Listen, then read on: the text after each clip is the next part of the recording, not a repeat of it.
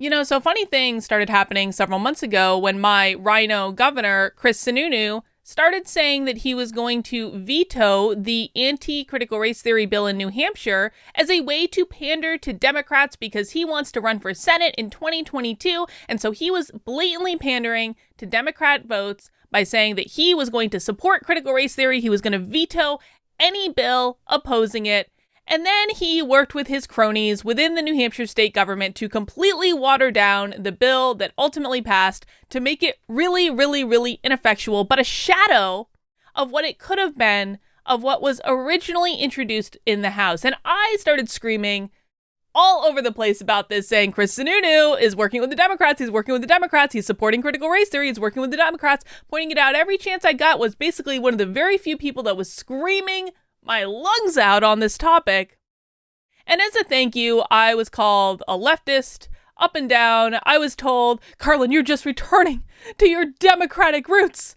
Well, as it turns out, Chris Sununu was just the tip of the spear in terms of the conservatives, the right, however you want to frame it, in terms of what we were going to see in terms of backlash against anti-critical race theory bills around the country. And we've now had a couple articles come out in the last couple weeks from conservatives saying, really, I just don't know what the big deal is. I don't know why we need to ban critical race theory. I don't know why we're even talking about this. Do you guys get it yet? Do you get it yet? Do you get it yet? Yeah, I mean, listen, dude, I know it's easy to look at someone like me that left the Democratic Party and then joined the Republicans only to leave like a month and a half later because I learned through direct experience with the bill in New Hampshire just how screwed up the GOP is. I know it's easy to look at someone like me and say, Carlin, you're just a leftist and you're just obviously going to support the Democrats and blah, blah, blah, blah. I know that's the easy answer, but it's not actually the correct answer. The correct answer is that the Republican Party and the Democratic Party are exactly the same. They're two sides of the same coin. What is it Michael Malice says? That it's like Republicans are just progressives going the speed limit. That's exactly right. And that's exactly why I left. That's exactly why I became an independent in the state of New Hampshire and then joined the Libertarian Party, because I'm tired of going the damn speed limit towards the thing that I left in the first place. And to be quite frank, if more people don't wake up to what's going on, and I'm not saying you need to become a libertarian or anything, but if more people don't wake up to what's going on and start fighting back and start pushing back against their dear leaders in conservative ink that are just feeding them these ideas without having any actual skin in the game at all, we're going to lose. And we're going to lose big.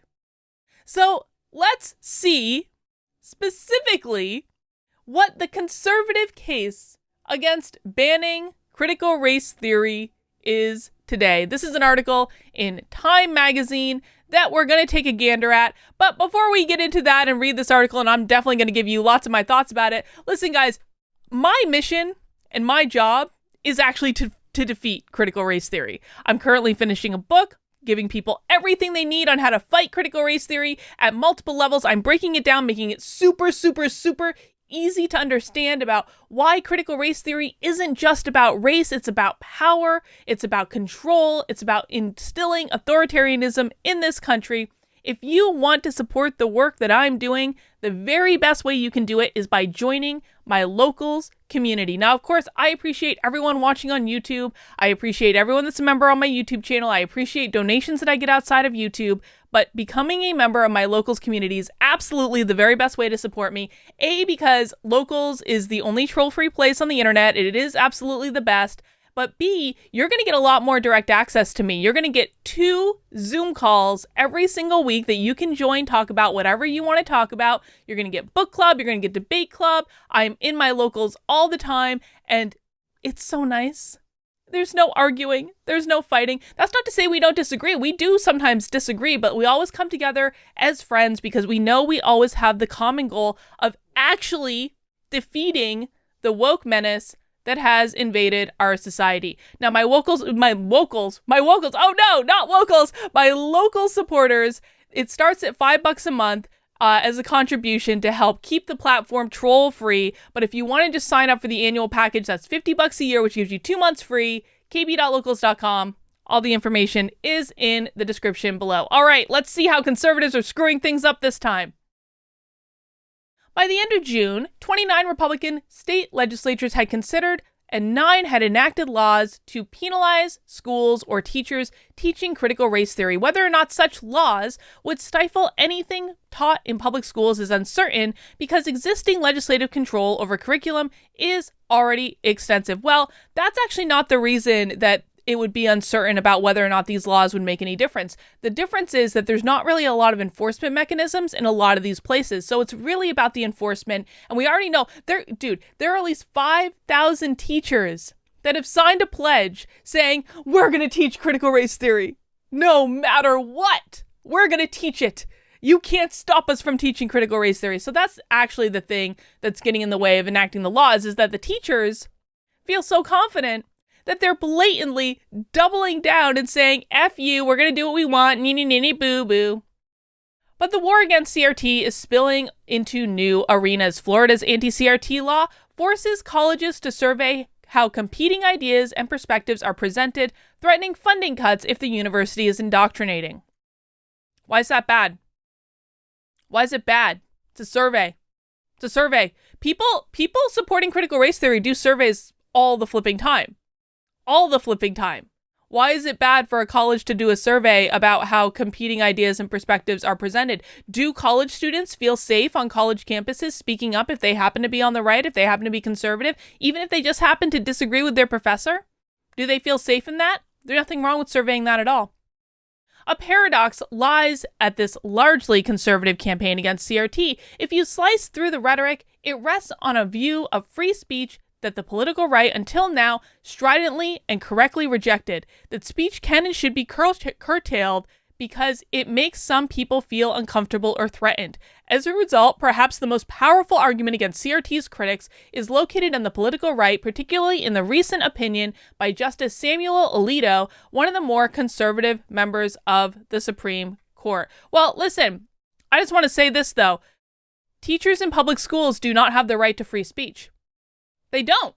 They don't. This has actually been decided by the Supreme Court. Teachers teaching in public schools do not have free speech protections. They don't have privacy protections either. You want to know why? Because they're state employees. They're state employees.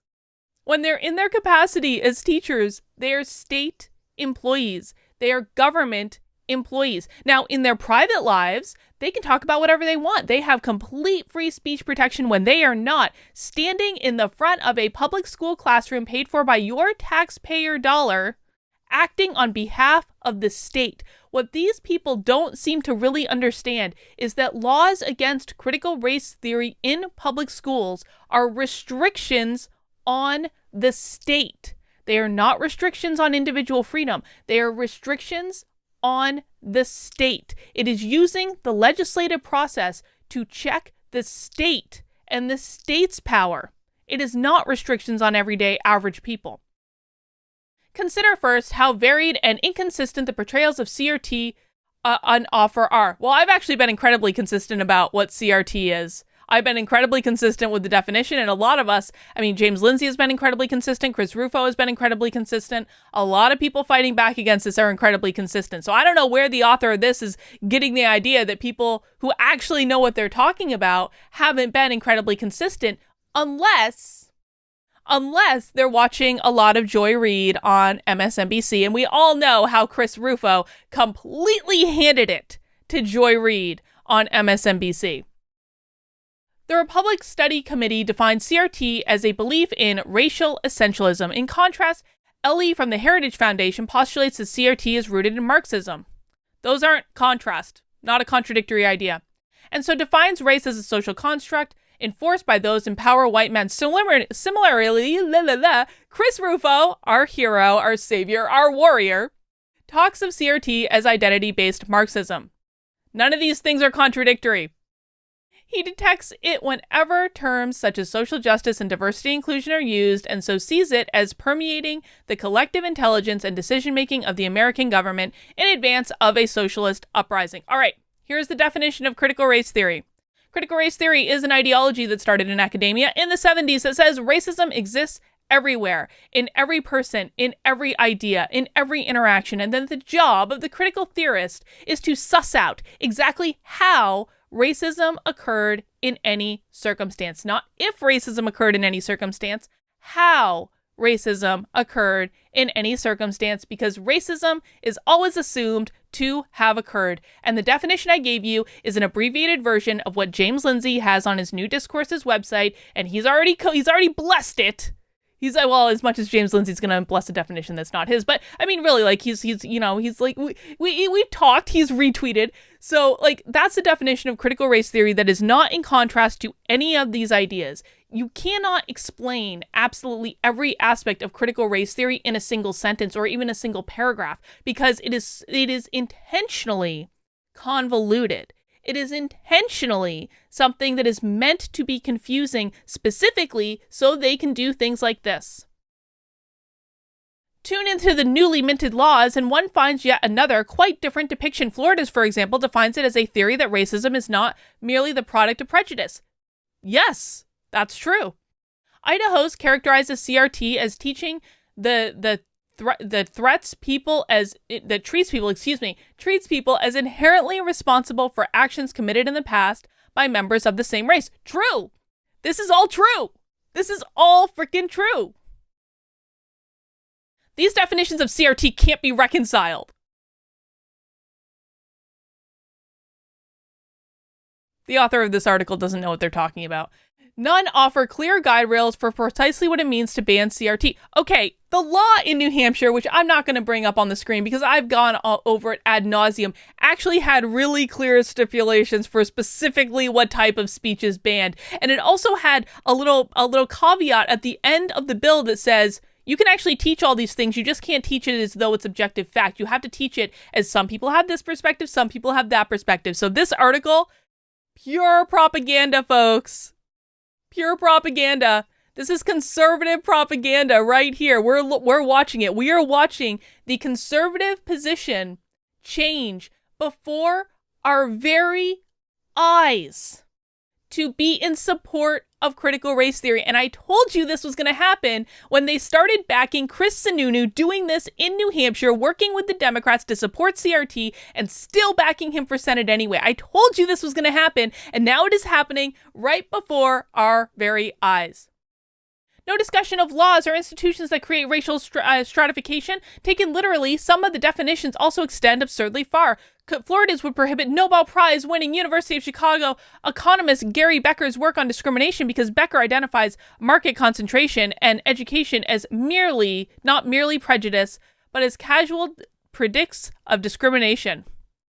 Well, okay, like, here's the thing. I don't know. I do not take that with a grain of salt that that's true, that Florida's law would ban that. I would need to go look at the specifics. However, here's what I do know. Children graduating from high school today don't know how to read or write. I'm not making that up. They don't know how to read or write. Look at the education scorecards. We're talking about around about, and I'm going to be very generalized because, of course, this is different in different areas of the country for different school districts, stuff like that. Round about 30% of the students graduating from high school today are not reading and writing at the level that they should be reading or writing. That is well documented. And so you want to tell me that those high school students should be instead learning college level economics when they don't know how to read or write? I am sorry, Gary. I'm sure your work is just great. But until we get critical race theory out of the schools so children can start learning how to read and write and do basic non-racist math again, like economics is just going to have to wait. I'm sorry. It is not the most important thing right now. Perhaps it's a mistake to look for a stable definition of CRT threading together the case of it. I just gave you a stable definition. I gave you a very consistent definition. For at the core of the case against CRT, it is instead the simple idea that people shouldn't be made to feel uncomfortable about their advantages and others' disadvantages. That's right. Conservatives are now arguing that we should be coddling the idea of privilege. Conservatives are now telling their constituents that, oh, maybe these ideas of privilege, they're not so bad. There's not, it's nothing wrong with feeling a little uncomfortable as you think about the privileges and the advantages that you might have over other people. Do you guys get it yet? Do you get it yet? Do you get it? They're supporting the left. They're moving towards the left. This is why I became a libertarian, because listen, I'm not full-on anarchist. I'm not like Michael Malice over here. I'm not. I'm really not. But if I have the Republican and the Democratic Party moving in this direction, and the only thing that could possibly pull them back in this direction are the GD libertarians, God willing, if they get their crap together, I'm going to go with the ones that are pulling them back in that direction, because they're going literally off the same cliff. The Democrats are just going off it faster, and the conservatives, per usual, are following about 3.5 miles behind. They're going to hit the cliff eventually, and we're seeing it happen right in front of us right now. This is the vision of the belief in a just world that psychologists long ago identified, but here is the partisan edge. It is about appealing to people, especially those in swing districts targeted by Republicans in 2022, who feel unease about the present relative advantage, but find it costly to dissect such discomfort. Both the Idaho and Florida laws target suggestions that someone should be responsible for the disadvantages now faced by blacks and other minorities beyond a narrow defined, I don't know what that word is. Summarily, Hussein essentially objects to being made to feel that she is an enemy of all that is good. Rufo complains in a similar vein about people having to write letters of apology, since whites would have nothing to feel culpable about. You know what this is about? That's about Sandia National Laboratories. That's about Sandia National Laboratories, which whisked 40 of its white male executives off to a 3-day re-education retreat in New Mexico, where they were literally forced to write letters of apology for being white and male, even if their behavior had not been racist and misogynist. And this article about the conservative case against CRT is saying that Chris Rufo, who has been an absolute warrior on this issue, he's just complaining. He just doesn't understand. Rufo just doesn't understand that this isn't problematic to have people go to a 3-day re-education camp funded by the government because Sandia National Laboratories is a government contractor. He's just complaining. It's conservatives. This is the conservative case right here. As one white letter writer to the Laconia Daily Sun plaintively said, the problem with CRT is that it surfaces the possibility of systems and rules that work in favor benefiting me every day, month and year that are not available to anyone else in America. Indeed. The case against CRT is short. It is not about a fixed set of ideas. It is about wanting to avoid certain feelings and discomforts of shame. That's literally out of white fragility. That's white fragility. Right there. That's in white fragility. Maybe not exactly the same words, but pretty dang close. This article is literally saying that the conservative case against critical race theory is the same as Robin DiAngelo made in white fragility. But the right has encountered this idea before and seemed not to like it. Until recently, commentators on the right have claimed that universities are captured by leftist students who don't think much about free speech or who don't want to be bothered anymore by ideas that offend them. A jargon of safety in universities, complained commentator Megan McArdle, is used to silence those who don't agree. That's all true, by the way. Conservatives disparage arguments made by snowflake college students, but the case against CRT is much of the same stuff. As such, it is subject to the same response. Hence, in a recent opinion concerning off-campus student speech, Justice Alito explained why a student's crude rant about being excluded from the cheerleading squad could not be published in simple terms. Speech cannot be suppressed just because it expresses thoughts or sentiments that others find upsetting. The difference, writer of this Time magazine article, is that that's a student. That's protecting an individual's right to free speech. When we are talking about teachers who receive government-funded salaries in government-funded schools, they do not have the same free speech protections as individuals do who are not being funded by the state. That's the difference. And this is exactly the same argument that Chris Sununu used in New Hampshire when he worked with the Democrats to support the bill on critical race theory. He said it's just a free speech issue. It's a free speech issue. It isn't a free speech issue. He had a 2-page memo from a former Chief Justice of the New Hampshire Supreme Court that explained to him everything I'm saying to you right now. I know what I know right now because I read the memo that Chris Sununu did not read in New Hampshire that explained absolutely clearly that the Supreme Court has already decided that teachers do not have the right of free speech when they are standing in front of that classroom paid for by the government, funded by the government. They are state employees. And the state does not have the same free speech protections that I do or you do as an individual. The Supreme Court has not allowed the state to prohibit or punish speech because it riles up audience since 1951. Teachers in public schools are employees of the state. Everything this person is saying right now, it does not apply in the circumstances that they are saying that it does.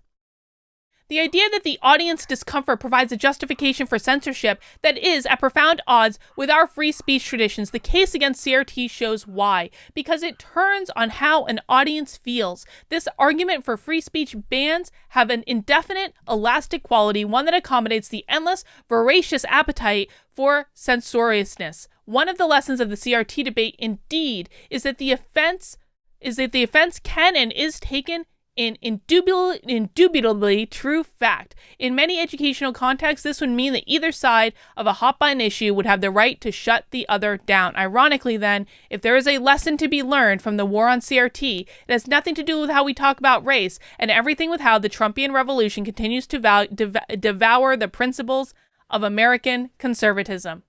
And there it is, folks. There it is. There it is.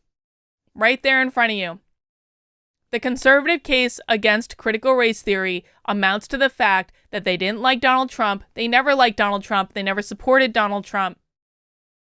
And this is where we are. But sure, I'm probably just a leftist. I'm probably going to go back to the Democrats at any moment. Nah, I'm always going to tell you the truth.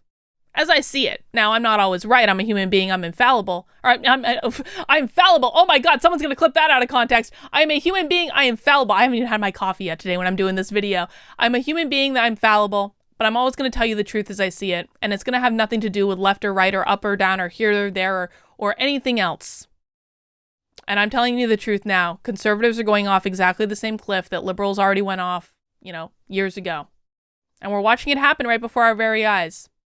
And if you aren't going to speak up now, I don't know when you're going to. All right, guys, that's all I've got. If you enjoyed this video, I hope you'll consider subscribing to this channel, turning on notifications, giving it a thumbs up, leaving a comment to counteract all the little right-wing trolls. Because I have a lot of right-wing trolls in my comments right now that don't even know how to define critical race theory, but want to tell me what it is and is not. And I need your help in counterbalancing them if you want to. If not, that's cool too. That's all I've got for right now. I'll see you soon.